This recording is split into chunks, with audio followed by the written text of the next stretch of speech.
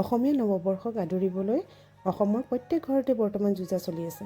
আমাৰ ঘৰৰে অৱশ্যে পিছ পৰি থকা নাই। আমাৰ ঘৰৰ বৌহঁতে নৱবৰ্ষক আদৰিবলৈ বেলেগ যুঁজা কৰি আছে। নৱবৰ্ষ যাতে ভালকৈ যাওক, সকলোৰে দিনবোৰ মংগল হওক আৰু তাৰে কামনাৰে পূৰ্বপুৰুষ তথা পৰিয়ালবৰ্গৰ পৰা আঁতৰি যোৱা মৃতকসকলক সেৱা জনাবলৈ ঘৰতে তৈয়াৰ কৰা হয় সাঁজ বা লাও পানী।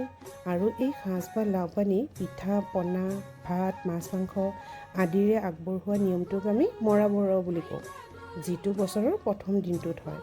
লগতে বিহু বুলি আলহী অতিথিসকলকো আপ্যায়ন হিচাপে দিয়া হয়। এই সাঁজ বা লাও পানী যিহেতু মৰা বৰুৱা বা অতিথিসকলক আগবঢ়োৱা যায়, গতিকে তাত সোমাই থাকে মৰম আৰু আদৰ। বৌমুখেৰে শুনিছোঁ তেওঁনো কেনেকৈ লাও পানী বা সাঁজ বনায়। বাল্টিঙত তাৰমানে থ'ব ন এতিয়া গোটেইখিনি? আমাৰ বিহুটো হেৰি 14-15 তাৰিখে। আচ্ছা, বৌয়ে এতিয়া ধুনীয়া কৰি চাউলখিনি বাল্টিঙত থ'লে আৰু এনেকৈ বৌ কিমান দিনৰ কাৰণে থ'ব চাউলখিনি? এই বাল্টিঙত থকা চাউলখিনি আচ্ছা 14 বা 15 তাৰিখে যেতিয়াই ধৰক আপোনালোকে মৰা বৰাব সেইদিনাখনেই প্ৰথম আৰম্ভ কৰিব ন? প্ৰথমতে আমাৰ পূৰ্বপুৰুষক সন্মান জনাই আগবঢ়াব, মৰা আগবঢ়াব। আচ্ছা বৌ, এই জলকীয়া নহৰু কি কৰিব? এইটো মই হেৰি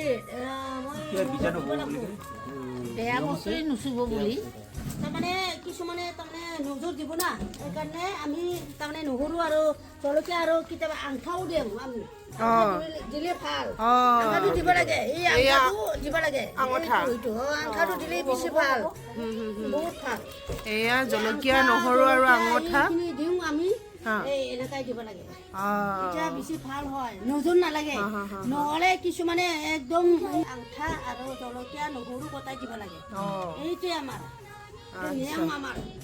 আমাৰ কাৰ্বি বড়ো চব মানুহ এতিয়া এইখিনি তাৰমানে পুৰা কমপ্লিট হৈ গ'ল। ভিডিঅ'টো চাই কেনেকুৱা পালে কমেণ্টত জনাব আৰু ৰঙালী বিহুৰ শুভেচ্ছা জনাই আজিলৈ বিদায়।